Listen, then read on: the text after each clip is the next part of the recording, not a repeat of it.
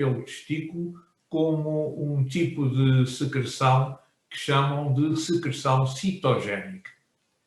Não é um ponto de vista muito, digamos, muito espalhado, mas, portanto, nestas glândulas acessórias temos essencialmente, portanto, as glândulas ampulares, que estão, como iremos ver, anexas à parte final do ducto deferente, as vesículas seminais, a próstata e as glândulas bulbo-uretrais, também chamadas glândulas de Cowper.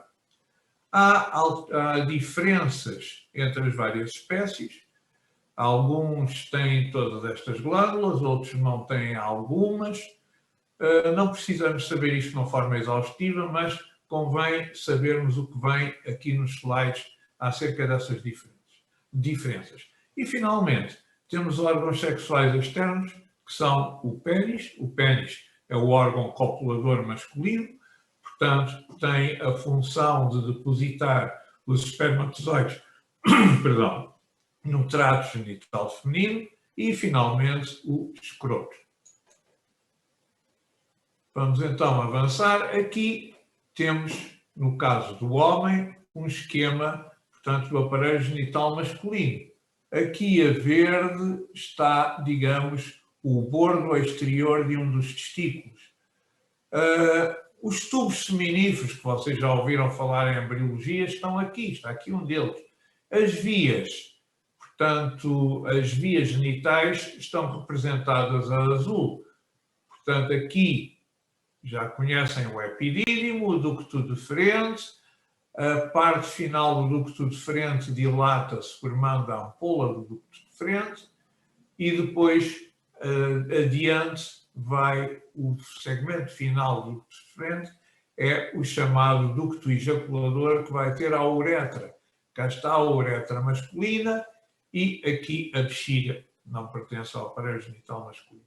Pronto, isto aqui, portanto, está o pênis, que é um órgão, portanto, o órgão genital externo, mais propriamente o órgão copulador, e vemos aqui vemos aqui as glândulas anexas, ou glândulas acessórias.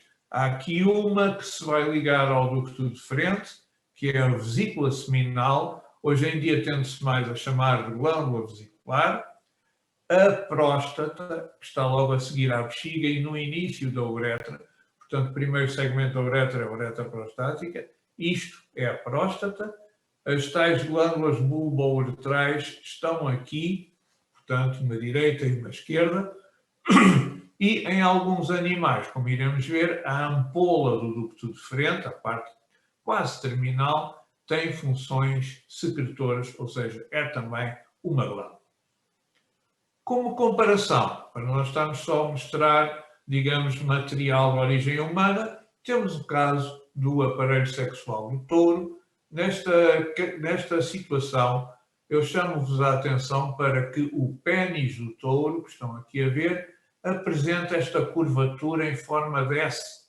Isto acontece com o touro, com os pequenos ruminantes e também com o porco. É chamada flexura sigmoideia, que está aqui. No estado de repouso, o pênis é mantido, portanto, nesta forma de S, por meio deste músculo que está aqui representado a verde, que é um músculo retrator do pênis. No caso do touro, portanto, dos ruminantes e do varrasco, a ereção consegue-se, portanto, o aumento do comprimento do pênis consegue-se essencialmente por desfazer esta flexura sigmoideia devido ao relaxamento do músculo contrator do pênis. Mas isso iremos depois ver mais adiante. Estamos a ver agora aqui o caso particular do cão. Portanto, isto é a superfície corporal, o início da cauda. Aqui temos a parte final do intestino grosso, ânus. Portanto, o testículo, o ducto deferente, que forma aqui uma ansa e que vai ter, portanto, a zona de desembocadura da bexiga. Portanto, aqui está a bexiga, aqui a próstata e depois aqui a uretra masculina. Portanto, atenção que nos carnívoros, ou seja, nos cães e nos gatos, não há vesículas seminais. O cão, a única glândula sexual acessória que tem é a próstata. Não tem mais nada, não tem glândulas ampulares, não tem vesículas seminais, não tem glândulas bulbouretrais. No gato, já para além da próstata, há as glândulas bulbouretrais ou glândulas de Cowper. Alguma dúvida até agora? Dúvidas? Não, professor. Não. Ok, então vamos avançando. Continuando em aspectos introdutórios, vamos ver qual é a função dos vários órgãos. Os testículos têm uma função dupla. Primeiro, produzir espermatozoides para manter a espécie, ou seja, é aquele fenómeno que se chama a espermatogênese. E depois também tem uma função de secreção de várias substâncias por vários tipos de células. Por exemplo, a secreção pode ser exócrina, por exemplo, neste caso, os tubos seminíferos vão segregar um fluido, um líquido contendo algumas proteínas que vai no sentido dos tubos seminíferos até, portanto, ao epidídimo e ducto deferente. Já estão a ver para que é que serve este fluido testicular? É para empurrar os espermatozoides para a via de saída. Portanto, esta é a secreção exócrina. Mas também há a secreção endócrina, isto veremos melhor daqui a pouco. Nomeadamente, a secreção de androgénios, testosterona e dihidrotestosterona, uma proteína que se chama inibina, já iremos ver, e quantidades mínimas de hormona sexual feminina, que é o estradiol. Além disso, temos uma secreção parácrina. Vocês sabem, recordam-se que é uma secreção parácrina? Portanto, na secreção exócrina, o produto de secreção vai para uma superfície, quer seja para a superfície externa do corpo, quer seja para uma superfície epitelial interna. Na secreção endócrina, o produto de secreção vai para o sangue. Na secreção parácrina, a estrutura secretora vai produzir a secreção difunde-se pelos fluidos, teciduais e vai atuar em células na vizinhança. E, neste caso da secreção parácrina, portanto, os androgénios no testículo, segregados pelo testículo, atuam também localmente, por mecanismo parácrino, e depois há também uma proteína, que é a proteína ligadora de androgénios, ou Androgen Binding Protein, a chamada ABP, portanto, proteína ligadora de androgénio. Além disso, além portanto, isto quanto aos testículos, os ductos genitais, para já, as glândulas acessórias, vão produzir um líquido que vai propulsionar os espermatozoides e, ao mesmo tempo, alimentá-los, vai propulsioná-los ao longo dos ductos genitais. Os ductos genitais servem, por seu turno, portanto, via de excreção dos espermatozoides e, portanto, do líquido em que eles estão imersos, o conjunto de espermatozoides e do líquido em que eles estão imersos é o chamado sêmen. Finalmente, a função do pênis é ser um órgão copulador que vai depositar no trato genital feminino os espermatozoides. Ora bem, os testículos, agora estamos a ver aqui um desenho de um corte transversal dos testículos. Os testículos estão aqui representados, portanto, como estas áreas circulares com este tracejado. Um testículo, outro. À volta dos testículos existe uma bolsa cutânea, portanto, o chamado escroto. Este escroto é uma bolsa cutânea bastante complexa. Portanto, aqui nesta parte estamos a ver a epiderme epiderme com as suas reentrâncias e saliências, tecido conjuntivo subcutâneo, que é a derme, depois vem uma camada de, portanto, tecido conjuntivo laxo com células musculares lisas entremeadas, é o chamado dartos. Depois há mais outra camada de tecido conjuntivo. De referir que a superfície do testículo não está soldada à face interna do escroto. Há aqui esta cavidade é em forma de fenda, é a túnica vaginal. A cavidade da túnica vaginal, que é uma membrana serosa. Voltaremos a este assunto daqui a pouco.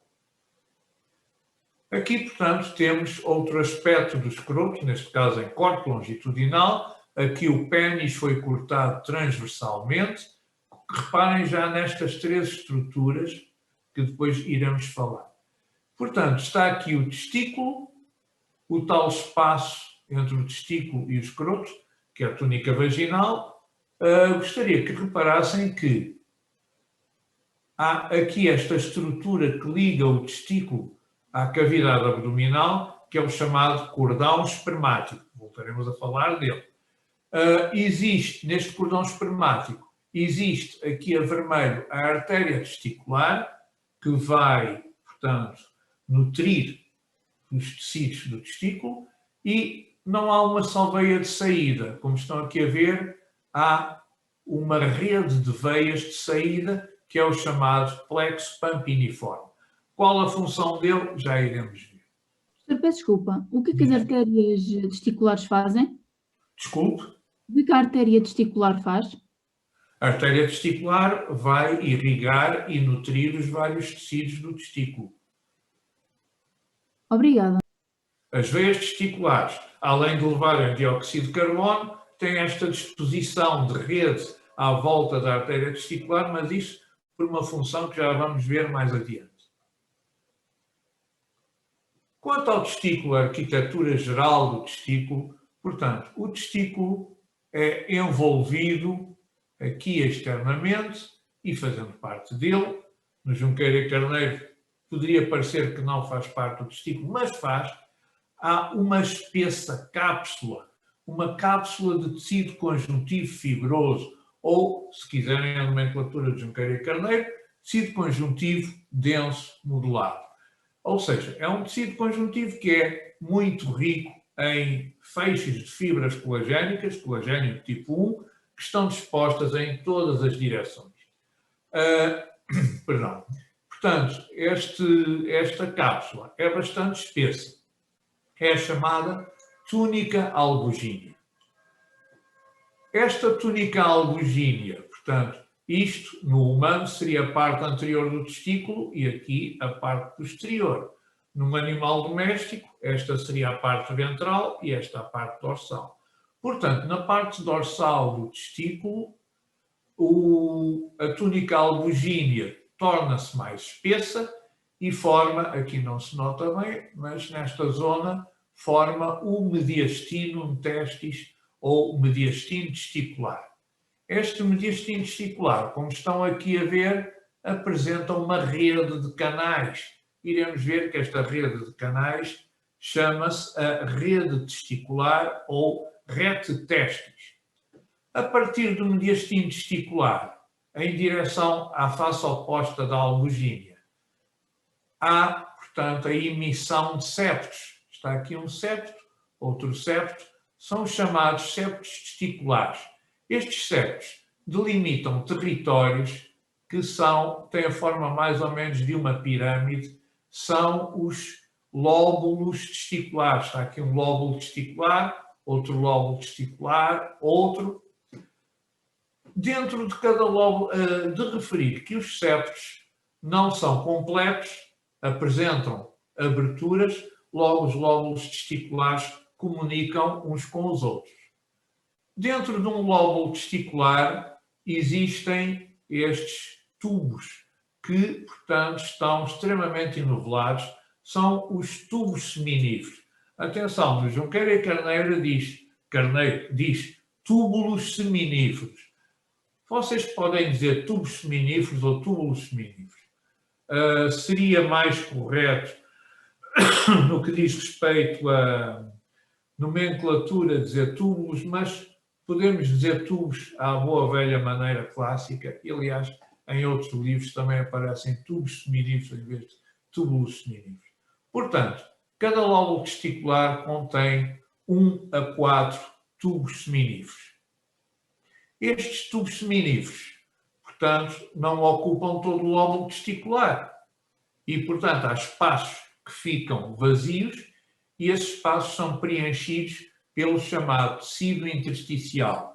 Esse tecido intersticial, que fica aqui a ligar os tubos seminíferos de um mesmo lóbulo testicular, é constituído por tecido conjuntivo laxo e, portanto, contém também vasos sanguíneos, vasos linfáticos, nervos e contém células que iremos ver a seguir, mas se calhar vocês já ouviram falar nelas.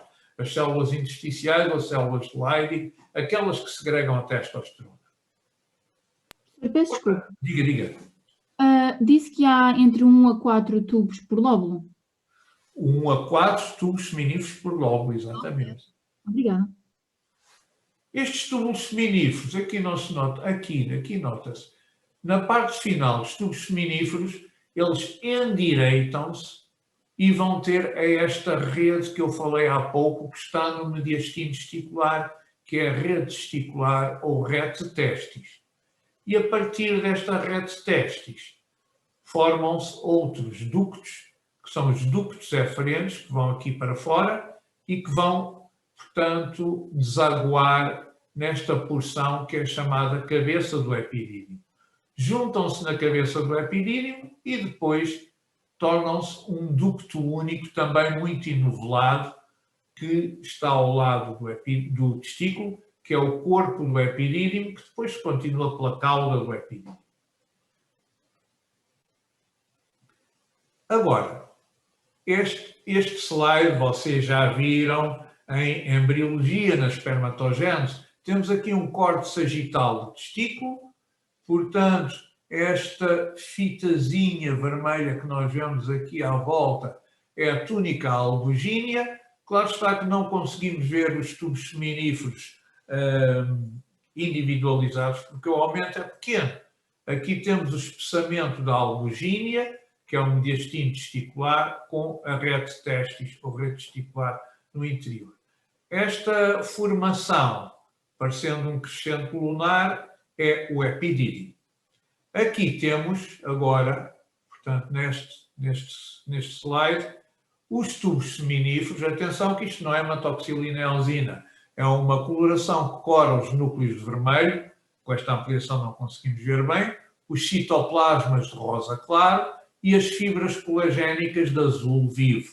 Portanto, aqui temos a parte periférica do testículo, com os tubos seminíferos, e aqui a túnica albugínea, no caso do cão, tal como no homem, é constituído por tecido conjuntivo denso, modulado, muito rico em fibras colagénicas, portanto estão aqui essas fibras colagénicas.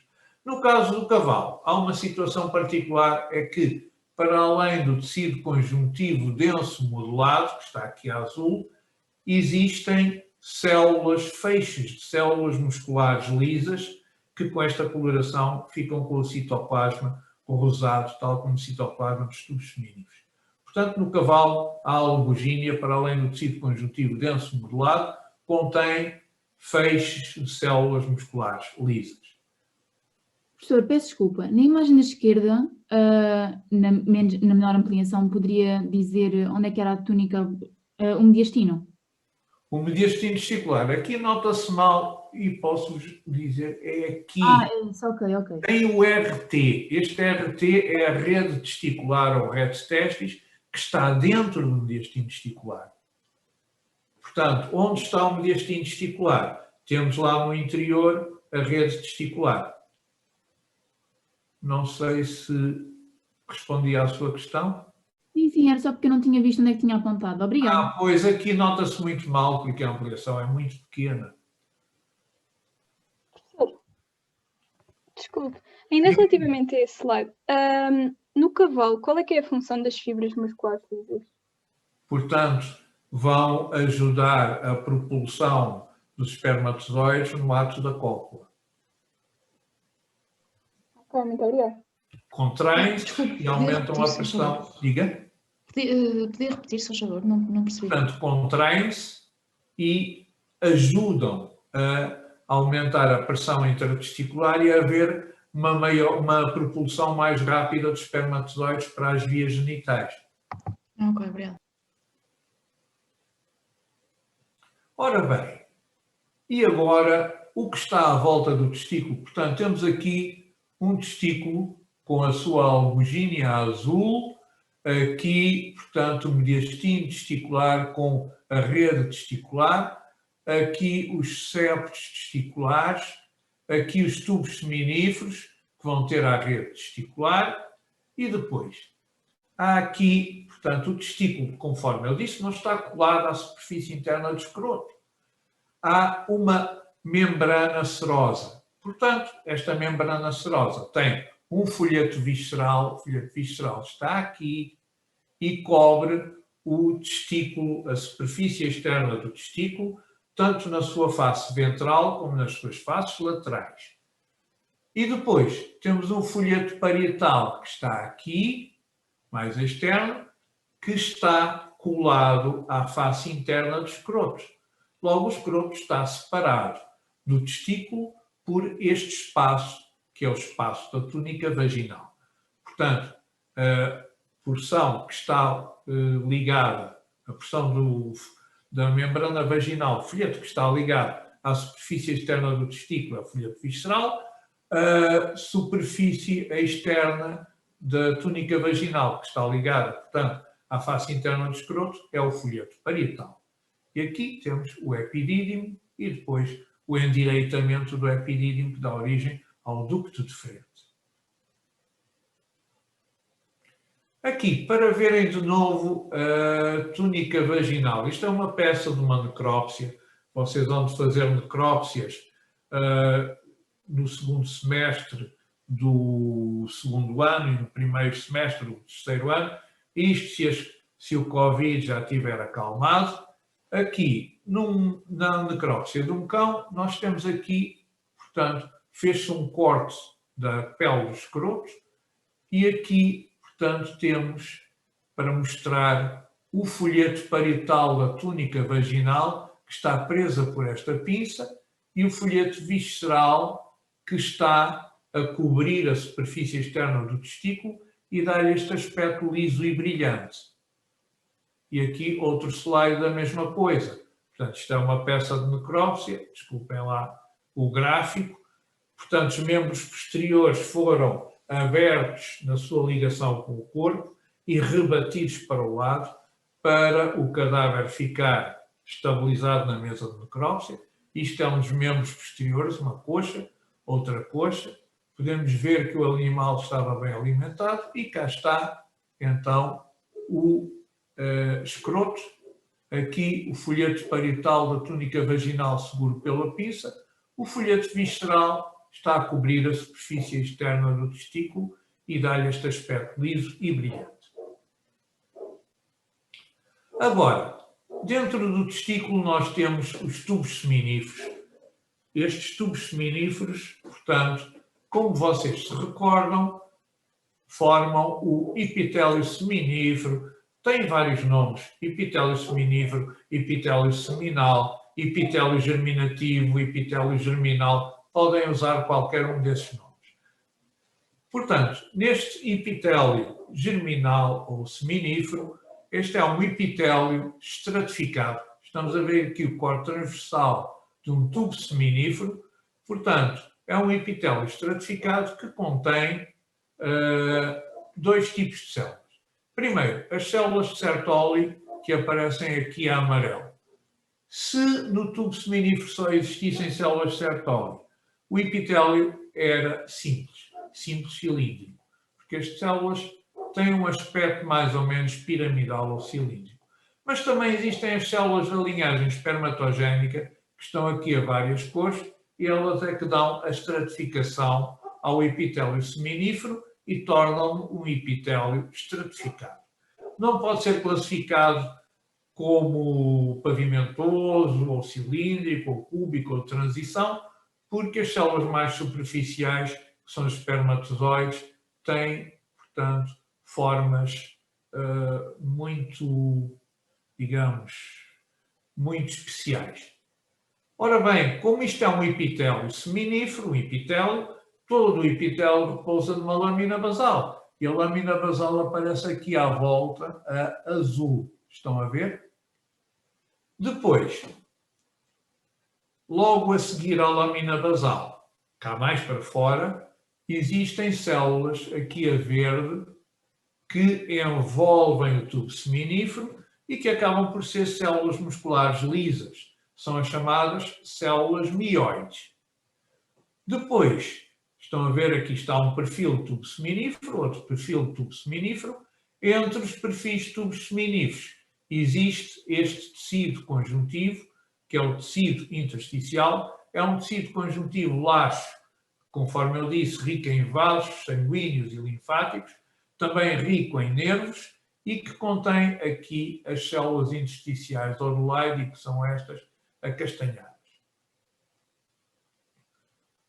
Nos tubos seminíferos... Professor, desculpe. Diga. Eu não percebi onde é que estavam as células de mioide. Mioides. Repare, a membrana basal ou lâmina basal está aqui a azul. Está a vê-la? Sim. E agora, não está a ver aqui um altinho verde? Ok. Eu tinha percebido que eram as que estavam... Ok. Obrigado. Estas são as células mioides. Atenção que as que estão aqui já são as células Leydig, aquelas que segregam testosterona. Professor, peço desculpa, o que é que está entre os tubos seminíferos? Desculpe? O que é que está entre os tubos seminíferos? O tecido intersticial, que é o tecido conjuntivo laxo, que contém as células Leydig. Portanto, o tecido intersticial que é este, que está a unir as várias ânsias dos tubos seminíferos. Aqui, como as células mioides não são bem tratadas, são tratadas de uma forma muito sumária no Junqueira e Carneiro, portanto, aqui há um texto explicativo. Portanto, as células mioides acabam por ser células musculares lisas e cada uma delas, tal como as células musculares lisas noutros sítios, é envolvida por uma lâmina basal que envolve cada célula individualmente. O citoplasma tem muitos feixes de actina. O retículo endoplásmico rugoso é bem desenvolvido porque estas células, além de terem uma função de contração, elas ao contraírem-se vão fazer com que os espermatozoides libertados no interior do tubo seminífero sejam propulsionados para o epidídimo. Mas, portanto, para além disso, para além da função de contração, estas células vão sintetizar o colagênio da matriz extracelular, portanto, do tecido intersticial. Logo, o retículo endoplásmico rugoso é bem desenvolvido. Aqui temos um aspecto de um tubo seminífero. Portanto, em perspectiva, cá está o epitélio seminífero, aqui as células germinais formando um epitélio estratificado, aqui estaria a lâmina basal e estas coisas que estamos aqui a ver, portanto, células com bastantes prolongamentos, são células mioides. E aqui o aspecto com hematoxilina eritrosina, eosina, desculpem. Um perfil de um tubo seminífero, outro perfil, outro tubo seminífero, epitélio germinativo que é estratificado e aqui o tecido intersticial. Aqui um grupo de células de Leydig. E este slide, vocês já o conhecem da embriologia. Portanto, é um corte transversal de um tubo seminífero. A lâmina basal fica aqui. Portanto, estou a delimitar a lâmina basal. Aqui é o epitélio seminífero. Aqui é a zona apical, o lúmen do tubo seminífero. À volta da lâmina basal, há estes núcleos alongados com o M, aqui outros que são das tais células mioides. Para além das células mioides, no tecido conjuntivo intersticial, pois também existem fibroblastos. Aqui, então, temos o epitélio seminífero com as células germinativas e as células de Sertoli. Professor, peço desculpa. Onde é que estão os fibroblastos? Os fibroblastos estão no tecido intersticial, mas aqui não. Olha, este núcleo, muito provavelmente, é de um fibroblasto. Como está a ver, as células mioides só se conseguem distinguir dos fibroblastos porque elas estão aplicadas contra a face externa do tubo seminífero. Bom, aqui os limites das células Sertoli da linhagem germinal não estão bem definidos uns dos outros. Isto até por causa do aspecto característico das células Sertoli. Agora, vamos ver em microscopia eletrónica, conseguimos ver bem os limites das células. E então temos aqui uma célula de Sertoli, com, portanto, o citoplasma a amarelo, outra célula de Sertoli, e entre as células de Sertoli estão localizadas, com o citoplasma azul, as células germinativas. Aqui está o núcleo de uma célula de Sertoli, o núcleo de outra célula de Sertoli. De reparar que, portanto, as células germinativas vão aninhar-se em reentrâncias que existem nas células Sertoli. E, a certa altura, as células Sertoli enviam prolongamentos para suportar as células germinais. Aqui, nesta zona, os prolongamentos de duas células de Sertoli que estão próximos juntam-se por zónulas de oclusão. Vocês já sabem o que é uma zónula de oclusão. É uma zónula, portanto, uma ligação em que há fusão das membranas celulares das duas células interessadas na ligação. E, portanto, podemos dizer que aqui está o tecido intersticial que contém, portanto, capilares que são fenestrados e, portanto, os nutrientes, para chegam facilmente às células germinais que estão mais perto da membrana basal. Lembrem-se que as células germinais que estão mais perto da membrana basal são as espermatogónias, de tipo A e de tipo B. Os espermatócitos de primeira ordem, de segunda ordem, espermáticos, já estão acima destas zónulas de oclusão e já vamos ver porquê. Portanto, já não têm acesso direto aos nutrientes trazidos pelo sangue. Professor, peço desculpa. Diga. Não percebi porque que disse dos capilares fenestrados, eles fazem o quê? Os capilares fenestrados vão alimentar o epitélio seminífero. Só que os capilares fenestrados trazem substâncias, digamos, benéficas e também substâncias maléficas, poderíamos dizer. As substâncias benéficas, as espermatogónias têm livre acesso a elas. E as substâncias maléficas não lhes fazem mal nenhum. Já no caso, a partir do espermatócito de primeira ordem, lembrem-se, o que é que acontece no espermatócito de primeira ordem? Há a primeira divisão meiótica, ao reducional, ao crossing over. Vocês recordam-se de crossing over? Sim, sim. Portanto, há trocas de material genético entre o homólogo materno e o homólogo paterno. Ou seja, o genoma de espermatócito de primeira ordem, de segunda ordem, etc., é diferente do genoma das outras células, nomeadamente as espermatogónias. Se o plasma sanguíneo tivesse livre acesso ao espermatócito de primeira ordem, o que é que iria acontecer? Estas células, como são geneticamente diferentes, iriam ser reconhecidas como células estranhas. Iria haver, digamos, a síntese de anticorpos anti-espermatócitos e anti-espermatozoides, o que iria dar origem à esterilidade. Portanto, estas células têm de estar bem isoladas do meio interior, portanto, do testículo. E por isso mesmo existe aqui, entre a lâmina basal e as zónulas de oclusão, existe este compartimento do tubo seminífero, que é o compartimento dito adluminal, AD, luminal, perto do lúmen, compartimento basal, isto foi o compartimento basal em que as espermatogónias têm livre acesso aos alimentos e aos anticorpos e às células imunitárias, e depois isto é o compartimento basal, né? Entre a célula de Sertoli, entre a zónula de oclusão da célula de Sertoli e a lâmina basal.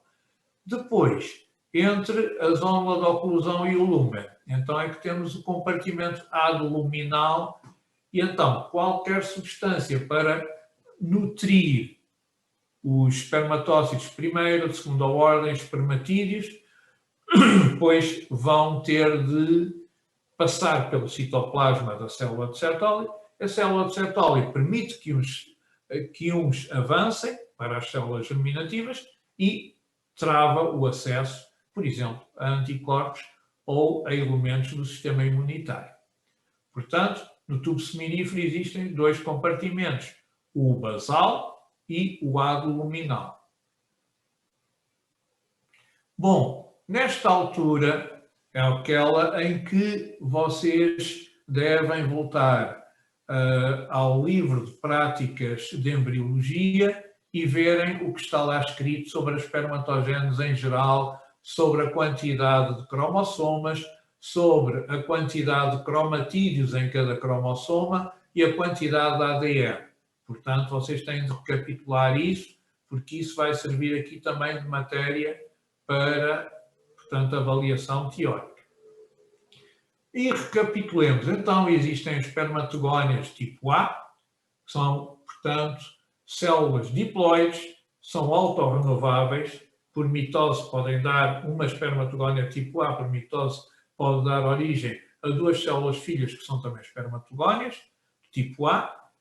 Lembrem-se que, de acordo com a altura do ciclo celular, os cromossomas podem ser dicromatídicos ou então monocromatídicos. E eu digo isto porque no Junqueira e Carneiro aparece lá um arrazoado um bocado esquisito acerca de... É uma célula, por exemplo, a espermatogónia do tipo A, ou, neste caso, o espermatócito de primeira ordem, é uma célula diploide, mas com 2 vezes o ADN de uma célula diploide. Isso acho eu que é erro. Erro porque uma célula diploide, com 2 N cromossomas, pode ter a quantidade de 2C de ADN se os cromossomas tiverem só um cromatídeo, ou pode ter a quantidade de 4C de ADN se cada cromossoma tiver 2 cromatídeos. Portanto, as células diploides podem ter as quantidades de ADN 2C ou 4C. Isso não significa que num caso seja diploide e no outro caso seja tetraploide. Nada disso. Portanto, espermatogónias tipo A são diploides autorrenováveis.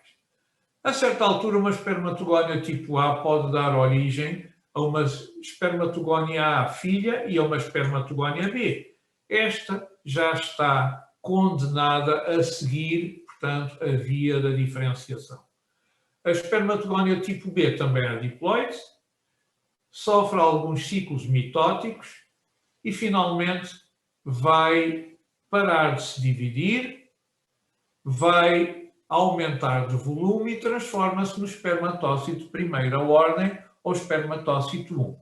Este espermatócito 1, logo após a mitose da espermatogónia B mãe, tinha cromossomas monocromatídicos, vai haver a replicação do ADN e os cromossomas ficam bicromatídicos obrigatoriamente, portanto com a quantidade de 4C de ADN. Depois, este espermatócito, de referir que a partir das espermatogónias tipo B, a citocinese, a divisão entre as células, não é completa. Uma espermatogónia B divide-se em 2 espermatogónias B filhas, a citocinese não é completa, fica uma ponte de citoplasma a ligar as 2 células filhas. Portanto, voltando ao espermatócito 1, ele vai sofrer a primeira divisão da meiose, que é a divisão reducional, vai dar origem a 2 espermatócitos de segunda ordem, que são haploides, têm só N cromossomas, Mas atenção, cada um dos N cromossomas ainda tem 2 cromatídeos. E depois vem a segunda divisão da meiose, em que cada espermatócito de segunda ordem dá origem a 2 espermatídeos ou espermátides, que são haploides, mas neste caso cada cromossoma já só tem um cromatídeo. Depois, a parte final da espermatogênese é chamada espermiogênese, que acaba por ser uma diferenciação. Não há qualquer divisão celular, não há qualquer duplicação da ADN. O espermátide ou espermatídeo transforma-se numa célula muito especializada, que é o espermatozoide. E, portanto, aconselho-vos, nesse caso, a voltarem a ver os apontamentos. Aliás, têm mesmo de ver os apontamentos que estão no Moodle, portanto, no caso de já não terem a sebenta, estão no Moodle, acerca da espermatogênese. Aqui é um esquema da espermatogênese, portanto, não vamos demorar aqui muito tempo. Aqui gostaria de... Portanto, aqui começamos na espermatogónia tipo B. Reparem, as 2 espermatogónias tipo B filhas apresentam uma ponte citoplásmica. Cada uma delas divide-se em 2 células filhas que mantêm pontes citoplásmicas. Até serem espermatócitos de primeira ordem, mantêm as pontes citoplásmicas. Espermatócitos de segunda ordem mantêm as pontes citoplásmicas. Espermatídeos também mantêm. Nos espermatozoides vai haver, como iremos ver, eliminação da maior parte do citoplasma e, portanto, os espermatozoides ficam livres uns dos outros, desaparecem as pontes citoplásmicas. Agora, na espermiogênese, a fase final da espermatogênese é a diferenciação da espermátide em espermatozoide. A espermátide é uma célula redonda com um núcleo pequeno, com a cromatina já um bocado condensada, o núcleo é redondo e, portanto, esta célula vai sofrer várias transformações. Primeiro, vai-se formar um lisossoma gigantesco, que é o acrossoma, que vai envolver a metade anterior do núcleo da espermátide como se fosse um capuz. Além disso, a cromatina do núcleo continua a condensar-se. O núcleo que inicialmente era redondo passa a ser, visto de frente, oval, visto de lado, achatado. Portanto, parece uma amêndoa. Além disso, a célula que era imóvel, o espermatídeo, vai edificar um flagelo. Flagelo que é semelhante a um cílio. Não sei se vocês sabem qual é a estrutura do cílio. Portanto, na estrutura do cílio nós temos 2 microtúbulos centrais separados e que são envolvidos ou rodeados por 9 pares de microtúbulos à volta. Portanto, isso acontece nos cílios e nos flagelos.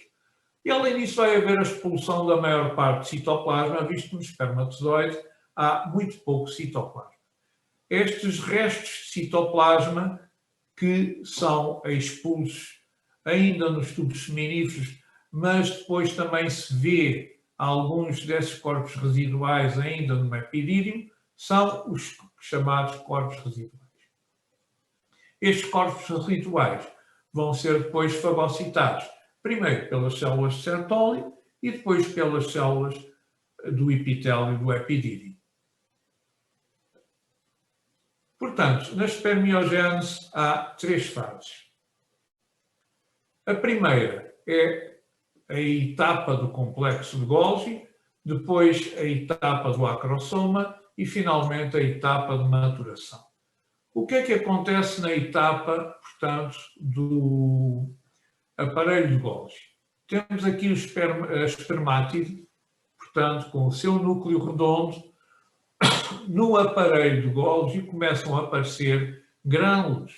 Grânulos que se podem corar por várias colorações, como, por exemplo, o PAS, porque contém glicoproteínas, proenzimas lisossómicos, são os grânulos proacrossómicos. Esses grânulos proacrossómicos vão condensar-se num único grânulo, que é o grânulo acrosómico, que está aqui, e esse grânulo acrosómico é, portanto, rodeado por uma membrana proveniente do aparelho Golgi, que é a vesícula acrosómica. Portanto, há a formação da vesícula acrosómica com o grânulo acrosómico. O par de centríolos migra para a parte oposta de vesícula acrosómica. E começam, aqui ainda não se vê, mas começam a edificar o flagelo. Agora aqui temos duas fases da etapa do acrosoma. A vesícula acrosómica aplica-se contra a superfície do núcleo, do futuro espermatozoide, e cobre a sua parte anterior como se fosse um capuz. Passa a chamar-se de acrosoma. É um é um lisossoma especializado, portanto, contém vários enzimas hidrolíticos, como a hialuronidase, que ajuda o espermatozoide a atravessar a corona radiata, enzimas que também ajudam o espermatozoide mais tarde, no caso de haver fertilização, a atravessar a zona pelúcida, e contém fosfatase ácida, que é o enzima universal de todos os lisossomas. Além disso, no polo oposto, há dois centríolos, o centríolo proximal e o centríolo distal. O centríolo distal começa, então, a edificar o aparelho do, portanto, flagelo. E o flagelo começa a alongar. Depois, na fase de maturação, aqui já é uma digamos, transição entre a fase, portanto, do acrosoma e a fase de maturação. A cromatina fica na sua condensação máxima. Além disso, o flagelo vai, portanto, continuar a formar-se a partir do centríolo distal. Na sua porção mais proximal, este flagelo é rodeado por uma hélice de mitocôndrias, que vai formar a futura peça intermédia do espermatozoide. Portanto, estas mitocôndrias vão servir para fornecer energia para os movimentos do flagelo. Além disso, como estamos a ver aqui, vai-se começando a perder citoplasma. A maior parte do citoplasma do espermatídeo ou da espermátide acaba por ser solta em fragmentos chamados corpos residuais, que aqui na altura são fagocitados pelas células de Sertoli. Há alguns que escapem à fagocitose pelas células de Sertoli, vão até o epidídimo e as células do epidídimo vão também fagocitá-los. Por isso mesmo, as células de Sertoli têm muitos lisossomas para depois digerir estes corpos residuais. E depois teremos o espermatozoide propriamente dito. Bom, antes de estudarmos o espermatozoide propriamente dito, vamos então ter uns 10 minutos de intervalo. Voltamos aqui às 10 horas, ok? Ok. Obrigada. Pronto, então, até já. Professor, peço desculpa. Tenho só Diga, dúvidas. a matéria é sobre o exame de embriologia. Uhum. Eu posso fazer só a parte prática e não fazer a parte teórica, certo? Exato. Agora, há um problema que os exames vão ser feitos, portanto, se não me engano, vão ser feitos online. Epá, cada um de vocês sabe qual é a parte. Nada disso. Diga. Ainda não sabemos nada disso. Disseram que só nos iam dizer amanhã. Bom, eu posso já... Isto eu recebi um e-mail a dizer isso. Portanto, vocês, se o exame for online, vocês já sabem que, portanto, estão lá no exame, ou estão no computador. Por exemplo, no seu caso, a que parte é que ficou com a parte prática por fazer, não é? Não. Ou a teórica? Eu passei nas duas, mas queria melhorar. Passou nas duas. Sim. Mas suponhamos uma pessoa que passou na teórica e não passou na prática. Não tem de responder à teórica, só tem de responder à prática. Bom, aí vai haver um bocado de confusão, se calhar vou ter de fazer 2 exames. Isto ainda tenho de pensar nisso, porque senão depois a classificação mete-se também com a parte teórica e não responderam à teórica e levam um 0 nessas perguntas. Eu depois tenho de ver isso também com mais calma. Ok, Mas fiquem descansados que quem chumbou à prática só responde às perguntas da prática. Quem chumbou à teórica só responde, e passou à prática, só responde às perguntas da teórica. Claro que quem queira fazer melhoria tem de responder às perguntas da teórica e da prática. é preciso fazer melhoria nos dois? Desculpe. Se eu quiser fazer melhoria, tenho que fazer nos dois exames? Não posso fazer só um? Exato. Ok. A melhoria faz sempre nos 2 exames. Então, professor, não posso melhorar só uma das componentes, apesar de ter Não. passado, professor? Não. A melhoria tem de ser, sempre tem sido assim, a melhoria tem de ser nas duas partes. Claro está que depois nós aproveitamos a melhor nota da teórica e a melhor nota da prática, mas de qualquer maneira tem de passar pelas duas. Está bem. Isto para a melhoria. Oh, professor, então na melhoria, se eu, por exemplo, chumbar na teórica e passar na prática, fico com que nota da teórica? Fica com a nota anterior. Então é quase como se estivesse só a fazer melhoria da prática. Não, vai ter de fazer as duas. Ok, Sempre obrigada. foi assim. Sempre foi assim, não vamos mudar isto agora. Mais dúvidas? Ok, então encontramos às 10, ok? Obrigada. Nada.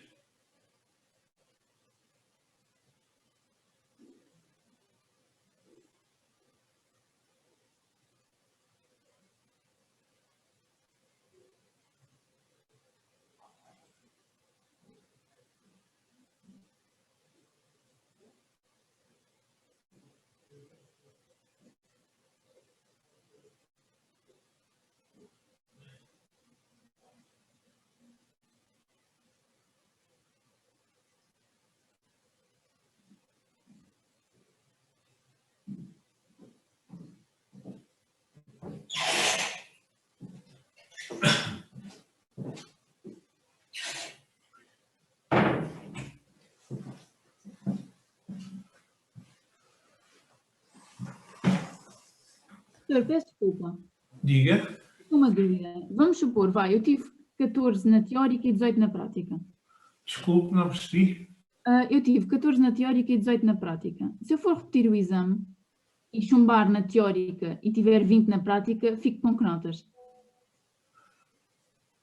Portanto, fica com a maior nota da prática e a maior nota da teórica. Ok. Obrigada. Nada.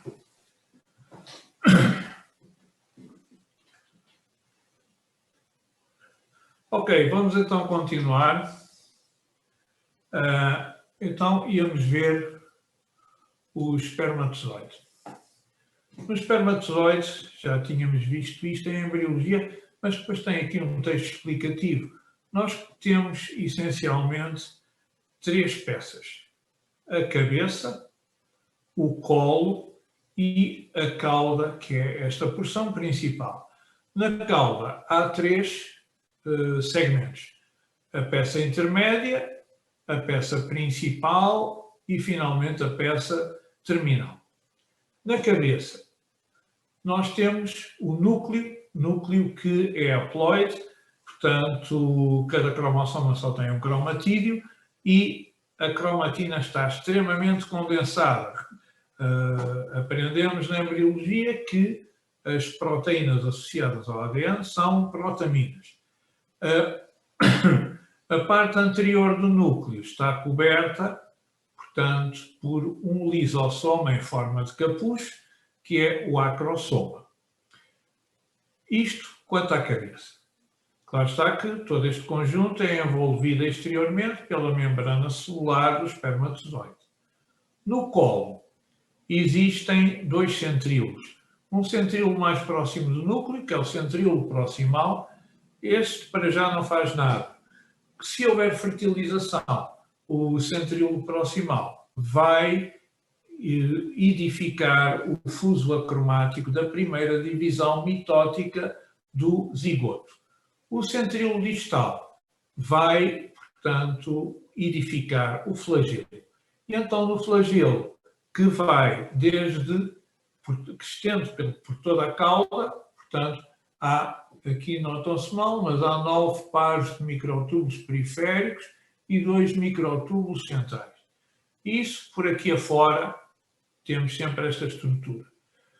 De referir que, na peça intermédia e na peça principal, os pares de microtúbulos são, portanto, acompanhados por uma fibrilha externa bastante grossa. Portanto, há 9 fibrilhas externas grossas. Na peça intermédia, este conjunto, que é o chamado axonema, portanto, os 2 microtúbulos centrais, 9 pares de microtúbulos periféricos e, quando elas existem, as tais fibrilhas externas, são envolvidos por uma hélice de mitocôndrias, que fornecem o ATP, a energia, para o movimento do flagelo. Depois, na peça principal, deixa de haver mitocôndrias. Portanto, há só o axonema, as fibrilhas externas e depois, à volta das fibrilhas externas, há, portanto, um feixe de fibrilhas que, portanto, se dispõem transversalmente em relação à cauda do espermatozoide. E, finalmente, na peça terminal, os elementos do axonema vão acabar. Portanto, isto é mais outros esquemas. Portanto, a cabeça do espermatozoide com um núcleo, o acrosoma, visto de frente e visto do lado, aqui o colo, aqui, portanto, a peça intermédia com, portanto, o axonema no interior, aqui a rosa estão as fibrilhas externas e aqui as mitocôndrias. E aqui está o texto explicativo, portanto, cabeça, colo, peça intermédia ou intermediária, peça principal, peça terminal. Portanto, aquilo que eu disse está aqui escrito. Conforme não esqueçamos que a cauda do espermatozoide é composta pelas peças intermédia, principal e terminal e, tal como em todas as células, todo espermatozoide, em todo o seu comprimento, é envolvido por uma membrana celular. Quanto às células, agora deixemos as células germinais, vamos às células Sertoli. Temos aqui um esquema das células Sertoli. Estas células têm um aspecto mais ou menos piramidal. São estas células azuis mais escuras. As mais claras são células da linhagem espermatogénica. Portanto, o seu polo basal assenta na lâmina basal do tubo seminífero, o polo apical está virado para o lúmen do tubo seminífero. No polo apical vão, portanto, vão colocar-se as cabeças dos espermatozoides com as caudas viradas para o lúmen, formando os tais penachos. À volta da lâmina basal estamos a ver aqui os núcleos das células mioides. Ainda na morfologia das células Sertoli, podemos ver que os núcleos têm a cromatina descondensada em um nucleolo evidente. Lá está que em microscopia óptica não se notam bem os limites das células Sertoli porque elas enviam prolongamentos para entre as células da linhagem espermatogénica, o que lhes dá uma função de suporte dessas células da linhagem espermatogénica. Além disso, também há as tais zonas de oclusão que aqui não se vê neste esquema. De referir também, portanto, que estas células acabam por atravessar toda a espessura do epitélio seminífero. Quanto à função... ainda queria dizer mais uma coisa quanto à ultraestrutura. Estas células têm um retículo endoplásmico rugoso moderadamente desenvolvido, um retículo endoplásmico liso bem desenvolvido, têm muitas mitocôndrias e têm também muitos lisossomas para a fagocitose dos corpúsculos residuais. Tem também aparelho de Golgi. Quanto às funções das células Sertoli, primeiro há uma função de suporte, proteção e nutrição das células da linhagem germinal. Suporte porque as células da linhagem germinal estão encaixadas em cavidades nas porções basais e laterais das células Sertoli. Além disso, proteção porque devido às zonas de oclusão entre as células Sertoli, as células da linhagem germinal a partir do espermatócito de primeira ordem estão protegidas no meio externo. Lembremos que a espermatogênese só acontece na puberdade ou na maturação sexual, que ocorre um bom tempo após o nascimento. Lembremos também que durante a vida intrauterina o sistema imunitário já começa a funcionar, mas as proteínas do organismo e as outras macromoléculas são reconhecidas como pertencendo, portanto, ao organismo e logo não estimulam respostas imunitárias. É aquilo a que se chama antigénios self. Se houver a formação de células, como é o caso de espermatócitos de primeira ordem, que já têm, digamos, um genoma diferente e, portanto, a síntese de proteínas diferentes, já depois do sistema imunitário estar maduro, pois o sistema imunitário poderá edificar defesas e haveria esterilidade. Portanto, vai haver uma função de proteção das células germinais. E, além disso, nutrição, porque a partir do espermatócito de primeira ordem até ao espermatozoide, as células germinais, devido às zonas de oclusão entre as células Sertoli, estão isoladas dos vasos sanguíneos e, portanto, os nutrientes têm de atravessar obrigatoriamente o citoplasma das células Sertoli. Logo, nutrição, a função de nutrição das células Sertoli. Além disso, as células Sertoli fagocitam os corpos residuais que se formam na espermiogênese. e depois esses corpos residuais são, após a fagocitose, são digeridos por lisossomos. Secreção. Bom, as células de Sertoli vão segregar sob a influência da hormona foliculoestimulante da hipófise, portanto, vão segregar a proteína ligadora dos androgénios, Androgen Binding Protein. Esta proteína que se sintetiza nas células Sertoli vai depois para o lúmen dos tubos seminíferos e ela vai captar moléculas de testosterona e vai concentrar estas moléculas de testosterona no lúmen dos tubos seminíferos e vai haver assim uma grande concentração de androgénios, de testosterona, no lúmen dos tubos seminíferos, o que é necessário para que a espermatogênese vá a bom termo. Além disso, a FSH também estimula as células de Sertoli a produzirem uma proteína chamada inibina.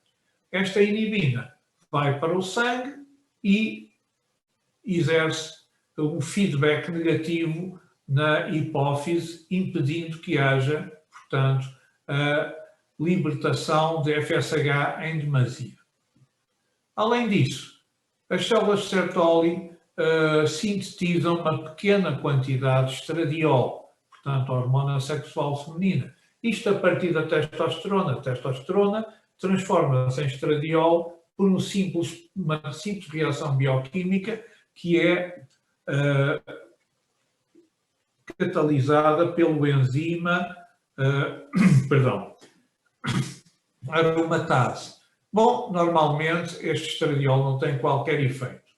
Em situações, por exemplo, em que há um crescimento exagerado de células de Sertoli, por exemplo, tumores de células de Sertoli que são frequentes no cão, pode haver grandes quantidades de estradiol e, portanto, vai haver desenvolvimento das glândulas mamárias no cão, ele vai atrair outros cães, como, portanto, passa a produzir feromonas femininas, etc. Mas isso vocês verão melhor em anatomia patológica. Também, isto vocês já se recordam da embriologia. As células de Sertoli, mas numa fase embrionária, sintetizam a hormona antimülleriana, que vai fazer com que os ductos de Müller ou paramesonéfricos regridam. Além disso, outra função muito importante é devida à barreira hematotesticular. Aqui podemos recapitular um pouco a barreira hematotesticular. Está aqui uma célula de Sertoli, outra célula de Sertoli, e lá estão os dois compartimentos. Aqui a lâmina basal, para aqui estarão os capilares, para aqui o lúmen do tubo seminífero. Entre a lâmina basal e as zónulas de oclusão de duas células de Sertoli próximas, existe o compartimento basal, que só é ocupado pelas espermatogónias. Acima, portanto, das zónulas de oclusão entre as espermatogónias, existe compartimento abdominal, onde estão os espermatogónios. Aqui não foram representadas as células germinais, mas onde estarão os espermatócitos de primeira ordem, de segunda ordem, espermátidos e espermatozoides. Portanto, aqui, devido a esta barreira hematotesticular, o material que vem do sangue tem de passar obrigatoriamente pelas células de Sertoli para atingir, portanto, as células da linhagem germinal.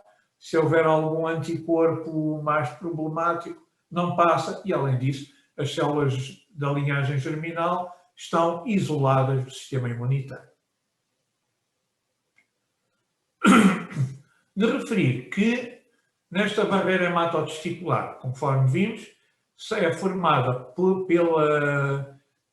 uma zónula de oclusão entre dois prolongamentos de células de Sertoli adjacentes. De referir que, do lado das células de Sertoli, existem, portanto, ao lado da zónula de oclusão, cisternas de retículo endoplasmico liso que são achatadas e entre as cisternas achatadas e a membrana solar implicada na zónula de oclusão. Há filamentos de actina.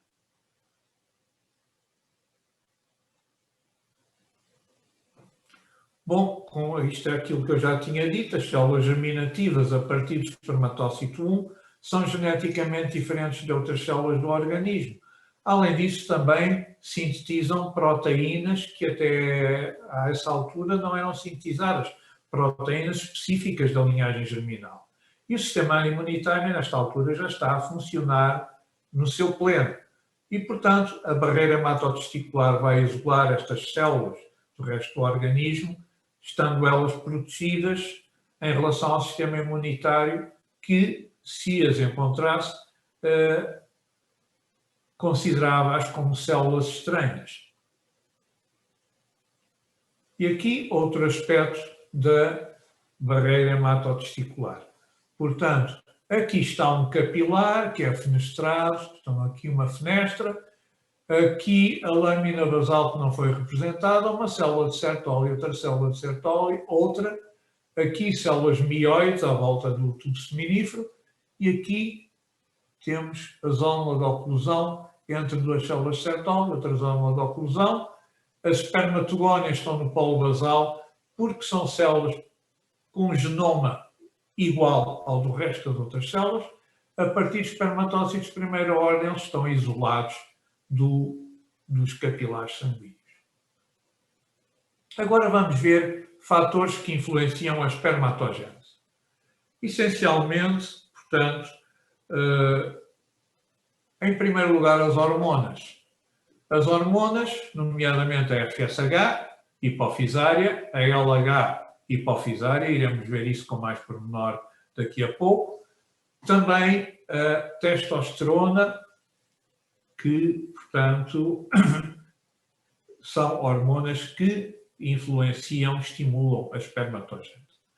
Não são só estas hormonas, também a temperatura tem de ser uma temperatura ideal para que a espermatogênese se dê. Por exemplo, a temperatura do corpo inibe a espermatogênese. Por isso é que os testículos estão colocados no escroto, que está um pouco abaixo da cavidade abdominal e faz com que o testículo esteja a uma temperatura inferior à temperatura do corpo. Para isso também serve aquele dispositivo da artéria testicular a entrar e de várias veias a rodearem a artéria testicular a saírem, que formam o plexo pampiniforme. Assim há uma troca de temperatura entre o sangue arterial da artéria testicular e o sangue venoso mais frio das veias do plexo pampiniforme, é o chamado sistema de contracorrente, porque, portanto, o sangue da artéria vai num sentido, o sangue da veia vai no outro e vai haver o arrefecimento do sangue arterial. Além disso, na espécie humana e também em espécies em que, portanto, o escroto não apresenta muita pilosidade, também em temperaturas quentes, a produção de suor e a evaporação de suor ajudam a manter o testículo, portanto, a uma temperatura razoável. Além disso, em alturas frias existe um músculo, portanto, que faz parte da parede do escroto, que é o músculo cremaster, que em temperaturas frias contrai-se e aproxima os testículos da cavidade abdominal. Em tempo quente, pois, vai haver o relaxamento do cremaster e os testículos afastam. Outros fatores serão, por exemplo, a subnutrição. São fatores que têm, neste caso, uma influência negativa na espermatogênese. É a desnutrição ou subnutrição, no caso dos humanos, o alcoolismo e radiações. Interessantemente, as células de Sertoli são bastante resistentes às radiações e outros fatores adversos. As células da linhagem espermatogénica são muito sensíveis. Agora, entre os tubos seminíferos existe o tecido intersticial. Deixemos os tubos seminíferos Está aqui um perfil tubo seminífero, outro e outro. E está aqui o tecido intersticial. O tecido intersticial contém vasos sanguíneos, portanto, vasos sanguíneos, tecido conjuntivo laxo. Neste tecido conjuntivo laxo há fibroblastos, há também células mesenquimatosas indiferenciadas, macrófagos e mastócitos. Além disso, existem células poligonais, portanto, formando agregados, que são as tais células de Leydig ou células intersticiais.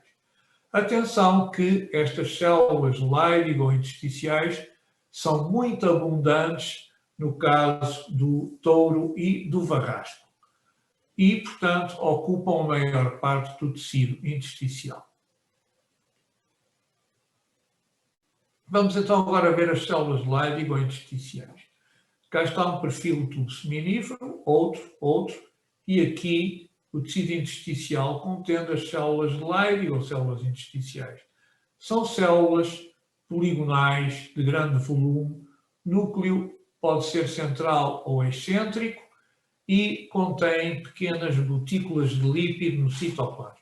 Aqui estamos a ver uma ampliação menor, tubo seminífero, e aqui no interstício as células de Leydig formando este aspecto compacto. As células de Leydig são células produtoras de hormonas esteroides, portanto, contém no seu citoplasma, recordemos da histologia 1, gotículas de lípidos, um retículo endoplásmico liso bem desenvolvido e mitocôndrias de crista tubular. Elas sintetizam testosterona a partir do colesterol. E os enzimas que estão envolvidos na síntese da testosterona existem no retículo endoplásmico liso e nas mitocôndrias. Portanto, vai haver aqui uma cooperação entre os organismos para produzir a testosterona.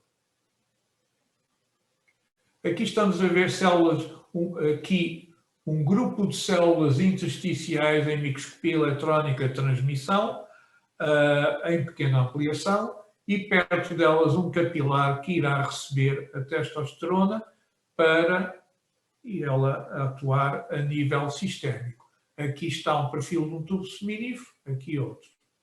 E aqui um aspecto maior, mais, portanto, ampliado da célula intersticial ou do Leydig.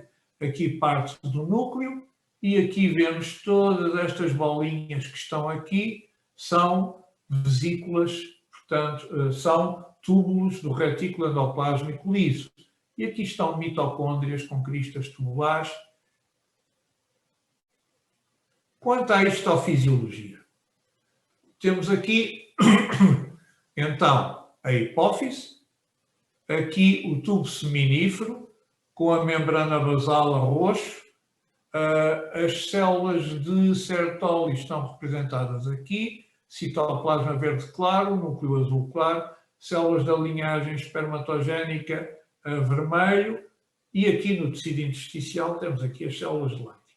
Ora bem, vamos ver, a FSH vai atuar sobre as células de Sertoli, fazendo com que elas sintetizem aquela proteína ligadora dos androgénios, a ABP, que vai para os ductos genitais.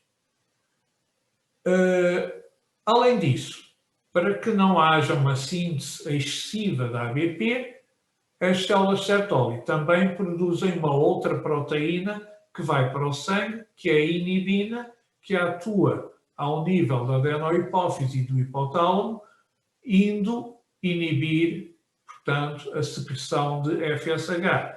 Quando a secreção de FSH descer demais, depois deixa de ser produzida a inibina e volta a haver a síntese da FSH. Quanto à LH, a LH vai atuar sobre as células intersticiais ou de Leydig e vai fazer com que segreguem a testosterona. A testosterona, parte dela vai para os tubos seminíferos e, ao ir para os tubos seminíferos, vai ligar-se à ABP, concentra-se no lúmen dos tubos seminíferos e estimula a espermatogênese. Outra parte testosterona vai para a circulação geral e tem uma ação trófica, portanto, uma ação de manutenção dos ductos genitais e das glândulas acessórias e mantém os caracteres sexuais secundários relativos ao sexo masculino. Outra parte da testosterona também vai para a via sanguínea exercer feedback negativo sobre a produção da hormona luteinizante, ou LH, da adenohipófise. E é o que vem aqui, portanto, a LH, que é sintetizada pela adenohipófise, estimula as células de Leydig a produzirem testosterona. Além disso, a prolactina também atua sinergicamente com a LH de maneira a aumentar a esteroidogênese, portanto, a síntese de testosterona pelas células de Leydig.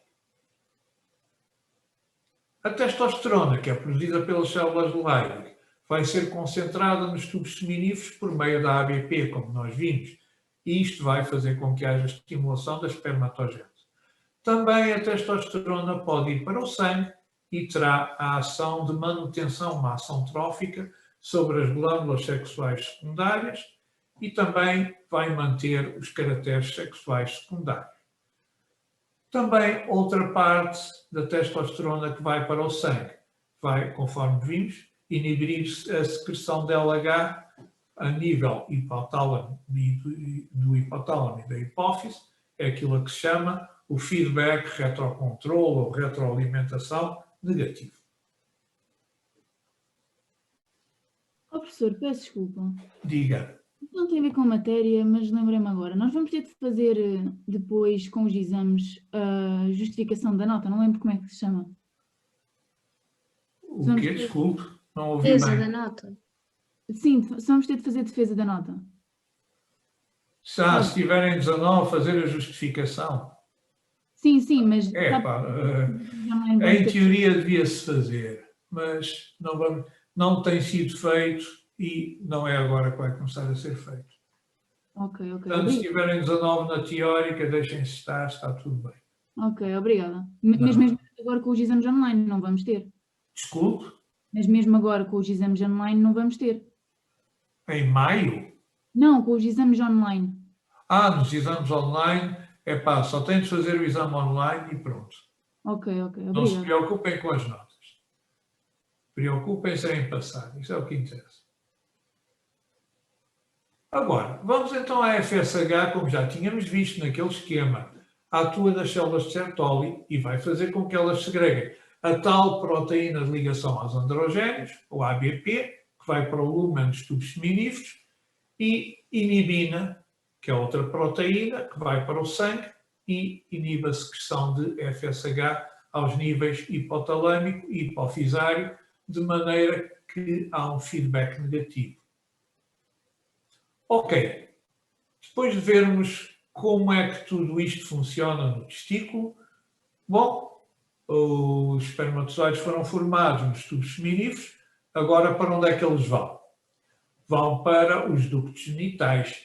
Os ductos genitais, os primeiros a aparecerem, estão dentro da massa testicular. Então são os ductos genitais intertesticulares, que são primeiro os tubos retos, depois a rede testicular ou redes testis e depois os ductos eferentes. Depois, os ductos eferentes vão ter ao primeiro ducto extratesticular, que é o epidídimo.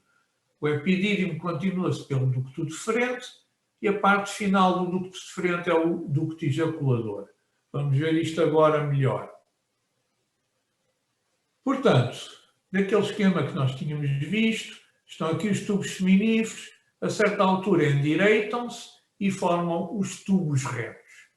Os tubos retos, está aqui um tubo reto em corte longitudinal, são tubos que, numa primeira fase, são adaptados por células Sertoli, mas só células Sertoli, não há células da linhagem germinativa.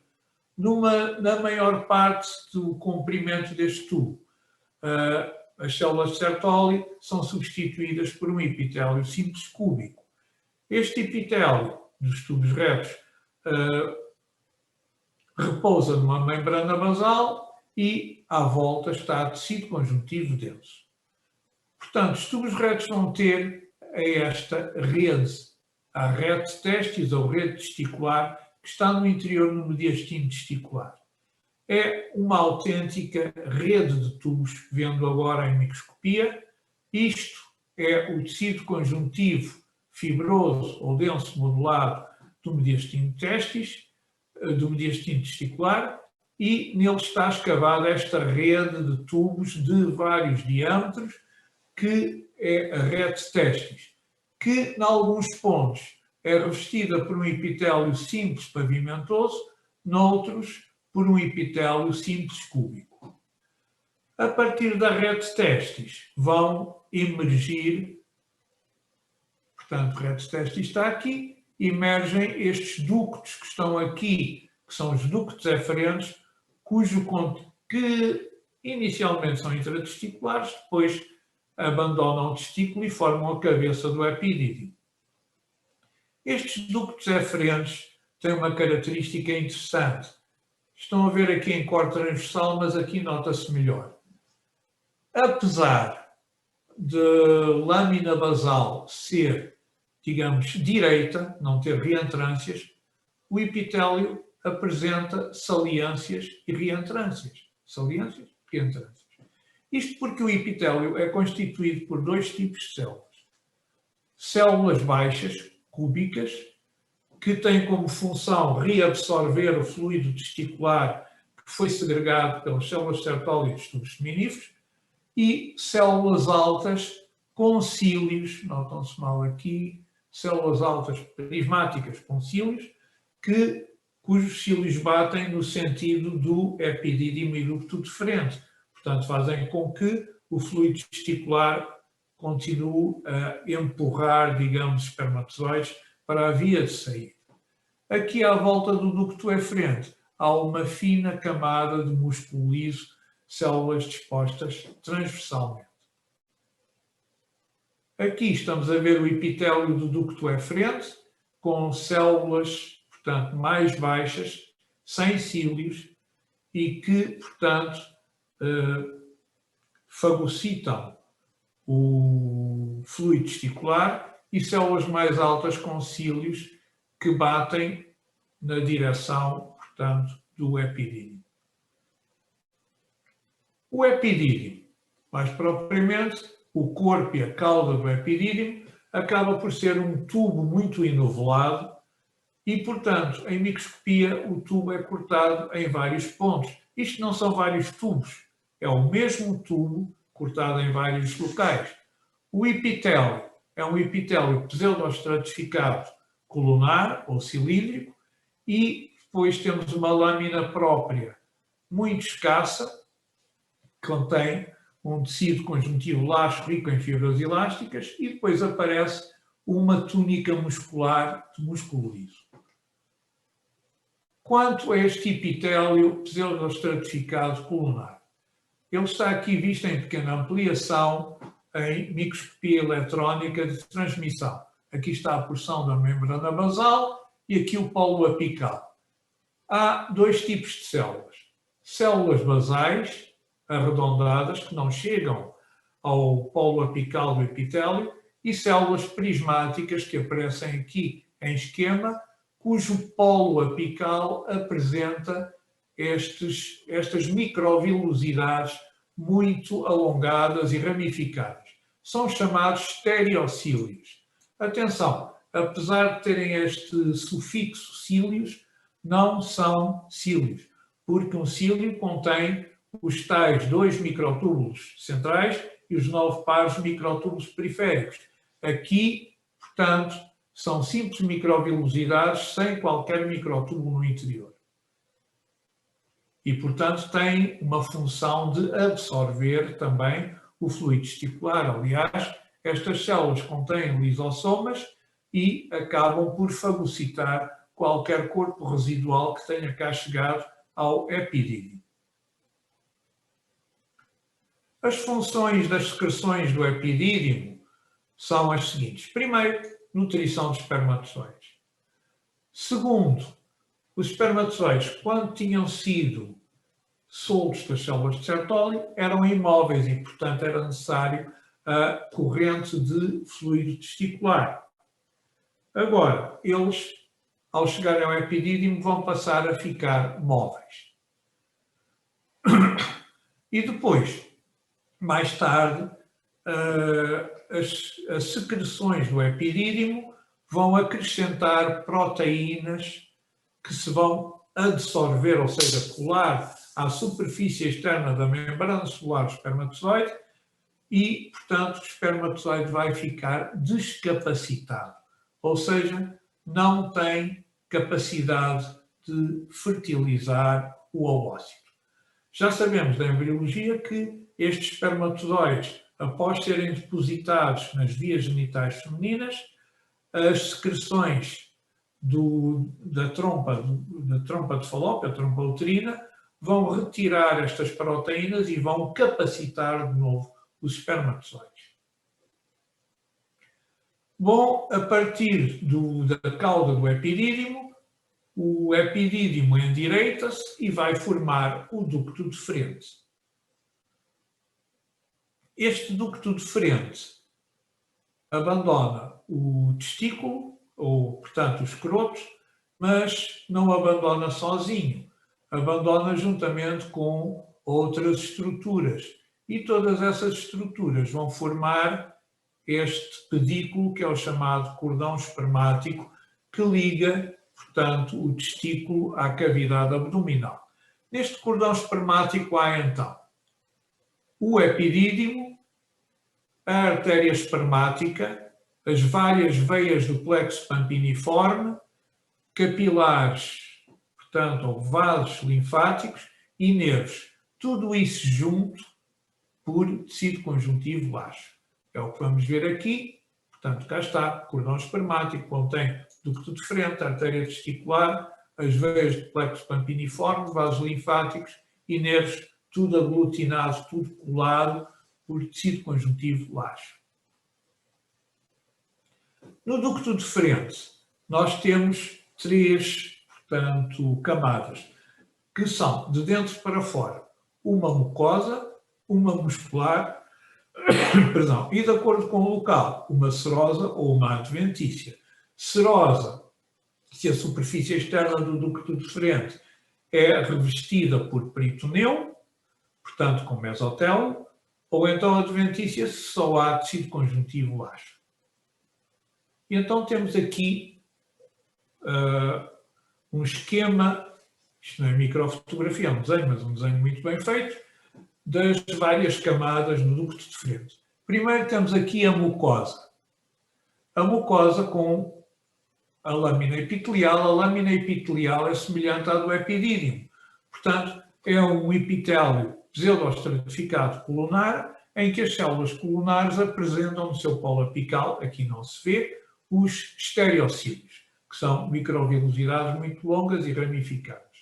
A lâmina própria é constituída por tecido conjuntivo laxo, rico em fibras elásticas. E, portanto, esta mucosa forma pregas longitudinais, que aqui foram cortadas transversalmente. A túnica muscular é esta, é muito espessa e contém três subcamadas. Uma subcamada interna de células musculares lisas, orientadas longitudinalmente e, portanto, aqui elas são cortadas num corte transversal do ducto deferente, são cortadas transversalmente. Uma camada intermédia de células musculares lisas dispostas transversalmente, portanto, no corte transversal são cortadas longitudinalmente. E, finalmente, uma camada externa de células musculares lisas, de novo dispostas longitudinalmente, tal como as mais internas. Portanto, temos uma túnica muscular dividida em três camadas. E, finalmente, temos aqui a serosa, com tecido conjuntivo e o mesotélio, epitélio simples pavimentoso. A parte final do ducto deferente alarga-se, é chamada ampola. Nesta ampola, estas pregas da mucosa tornam-se mais elaboradas e, portanto, temos este aspecto quase semelhante ao de uma glândula. Aqui está a lâmina própria, aqui a túnica muscular e aqui a serosa. Aliás, podemos ver aqui o ducto deferente, aqui, a porção terminal que é a ampola do ducto deferente, que, portanto, tem as pregas da mucosa mais elaboradas, e a parte final do ducto deferente volta a estreitar-se, atravessa a próstata que está aqui, forma o ducto ejaculador. Neste ducto ejaculador só existe uma mucosa, porque a camada muscular desaparece, visto que o ducto ejaculador penetra na próstata. Na zona de ligação do ducto ejaculador com a ampola do ducto deferente, há este tubo que está muito enovelado. Este tubo é uma glândula acessória que é a chamada vesícula seminal ou glândula vesicular. Isto não é para falarmos agora, mas daqui a pouco já vamos ver. Aqui podemos ver os ductos ejaculadores, o aspecto dos ductos ejaculadores. Ora bem, os ductos ejaculadores atravessam a próstata, portanto, estamos a ver aqui tubulácidos, ou melhor, tubuloalvéolos da próstata. Aqui é a uretra prostática que está aqui. A uretra prostática, já vimos no aparelho urinário que isto é a porção dorsal da próstata e, portanto, a uretra prostática, na sua porção dorsal, apresenta uma crista longitudinal. Esta crista longitudinal é o folículo seminal. Esta uretra prostática é revestida por epitélio de transição, tal como a bexiga. Os ductos ejaculadores estão aqui um e aqui outro. Portanto, têm o epitélio, semelhante ao do resto do ducto deferente, mas não há qualquer camada muscular. De referir que, portanto, no ápex da uretra,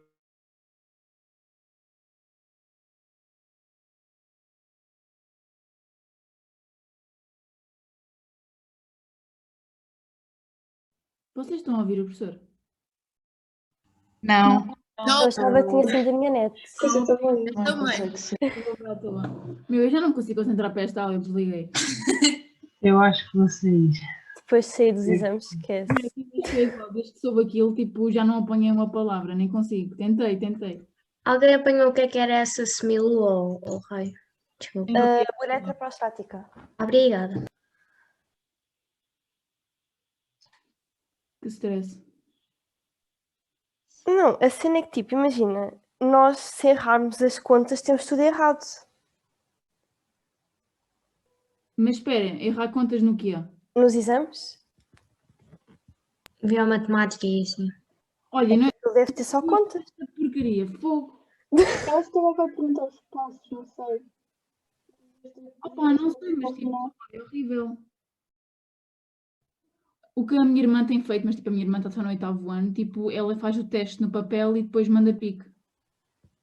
Isso fazia um décimo Pois, mas eles segundo. não devem querer assim, né? Mas olha que na nova também estavam a fazer assim.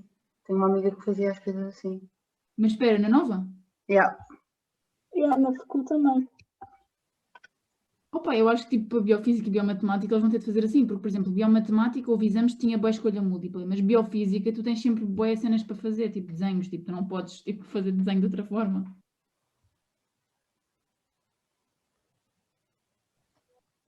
Olha, vamos ver. Pode ser que não corra muito mal.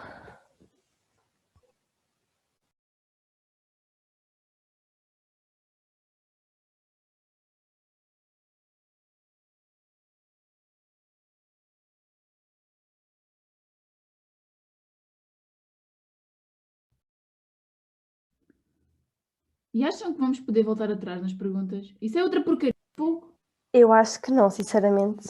Certeza que não. É que tipo, eu no exame eu deixo bem perguntas por fazer e faço só no fim, porque é tipo, para não se estressar. Opa, E também. Sim, supostamente, tipo, se nós não sabemos, passamos à frente, né? Se quisermos estar a perder tempo. é isso, e depois mando-me ao calhas, tipo, ao calhar, pim pam pum. Mas eu duvido que eles deixem.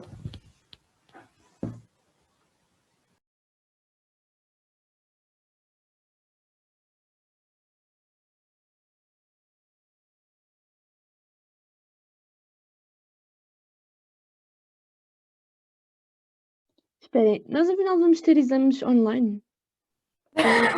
Sim, segundo o professor, sim. Recebeu informação que se calhar iam ser online. Quando é que isso soube? A faculdade não era bem contra isso. Foi o que ele disse agora na aula, não sei se sim. Mas a reunião só vai ser hoje, por isso não sei. Mas tipo, os professores devem saber, tipo, devem ter logo uma noção antes, né? Tipo, eles conseguem minimamente perceber. Mas a Hilda, na última aula, disse que eles não queriam fazer nada online. Mas isso foi a Hilda e tipo, E o Pratos dizia que iam ser online, se não o voltasse. prato Não, eu só achei piada ao Prato dizer que os exames do ano passado tinham corrido muito bem. E depois a Hilda a dizer, Mas tipo, eu não sei se a Hilda já é tipo mesmo interna da universidade, o prato já é. Bioquímica era o sonho com a base de dados ao lado. Ai, estou a imaginar já. E a bioquímica era literalmente tipo, fazes Ctrl F e procurares a pergunta. Tipo, Diogo, nós vimos-te no, o quê? nós vimos-te no exame, tu nem podes falar da base de dados. Não, não, ok, é verdade. calma, tu levaste a base de dados para o exame?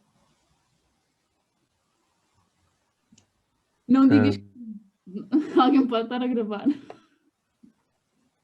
não me vou pronunciar sobre esse assunto, não me lembro.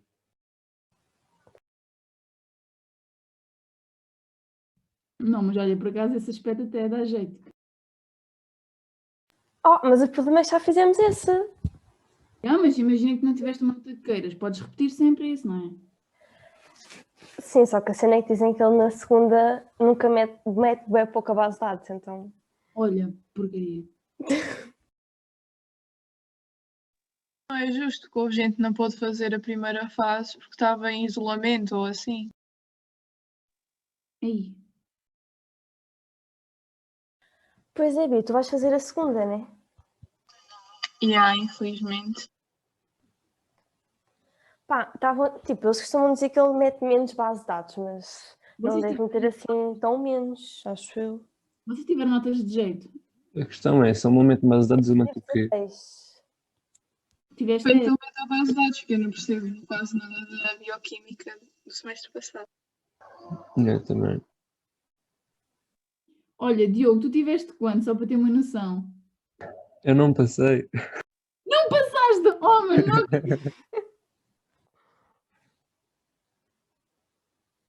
Agora passas, tranquilo. Que desgraça. É que podias ser apanhado, não, tipo, como toda a gente podia ser reparado, não, apanhado, não é por alguma Eu coisa. não tinha quase nada de base de dados, aquilo foi uma palhaçada. Perguntas. Não, eu tinha bastante cena, só que dali não tinha muita cena, acho eu. Epá, não sei, também não tentei dar muita cana. Mas sei lá.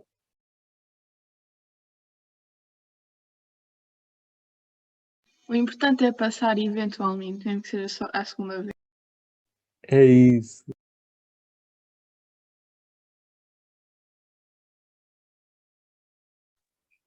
Malta, será que ele acha que nós estamos a ouvir tudo? E não reparou que foi abaixo? Não sei. Olha, não me admirava. Eu acho que o zoom dele foi mesmo abaixo, porque já nem está cá a imagem dele. Mas como ele está tipo. Eu acho que se calhar deixou de ter internet. Ele pode nem sequer ter reparado que saiu, estás a ver? Bem, já são quase 11, por isso falta 10 minutos. Daqui a nada já não temos aula. Eu acho que já está bom por hoje, já elogia bastante. Olha, eu já nem sequer consegui apanhar nada da aula desde que o professor disse que iam ser online. Tipo, desliguei. Sim, isto também me vai dizer acaba esta de semana? embriologia. O quê? Histologia também acaba essa semana, porque acho que só tem mais um tema depois desse. Pois é, que a seguir é o aparelho feminino. E ele deu isto tudo, deu basicamente o masculino todo hoje, por isso. Deu o masculino todo. Acaba. Eu não ouvi a parte final de todo. Sim, segunda se venta, faltam para aí duas folhas. Se calhar acabamos tipo na próxima semana e mesmo assim sobra tempo para descansarmos, acho que eu não sei. É o mais provável, sim. Se não acabamos tipo na segunda-feira, na próxima segunda.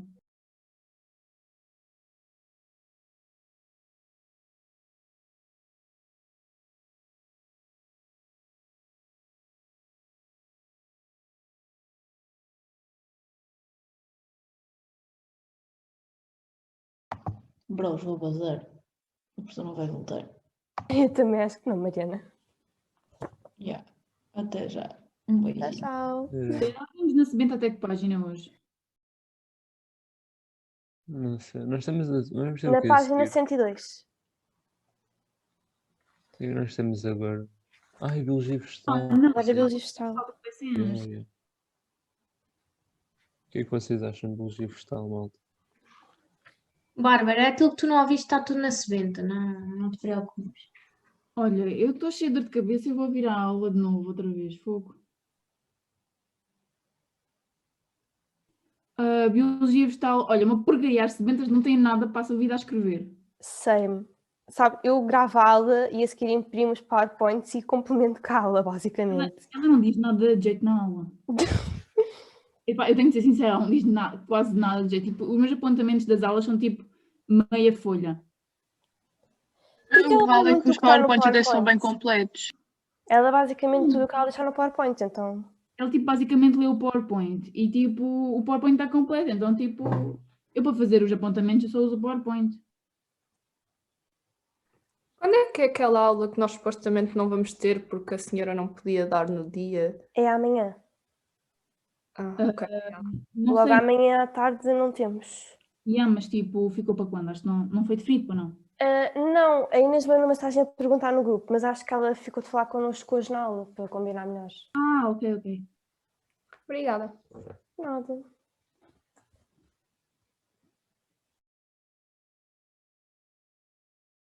Isto vai sair, gente, tipo aos pouquinhos. Já são 10h50, eu sinceramente acho que ele já não vem.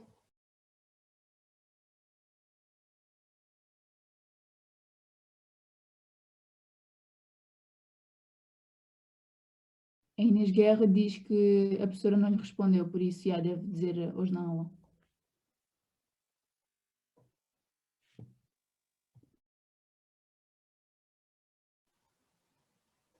Olhem, pelo menos é menos tempo de aula para eu ver gravada. Sério. Não, é que tipo, isto nunca me tinha acontecido. A partir do momento que ele disse, pois os exames, eu recebi uma mensagem que ia ser online, não sei o quê, e eu desliguei. É que depois da conversa deles, eu acho que todos achámos que iam adiar os exames. Pois. Já podiam ter feito essa porcaria dos exames. Olha, juro, se eu pudesse mandava uma facada na cabeça de alguém.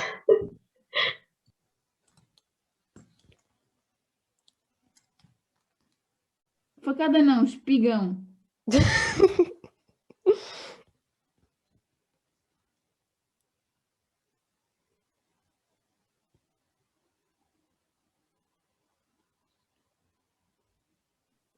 Ele não vai voltar. Eu acho que não. Eu também acho que não. Eu já assisti o pai aqui há 10 minutos, se calhar.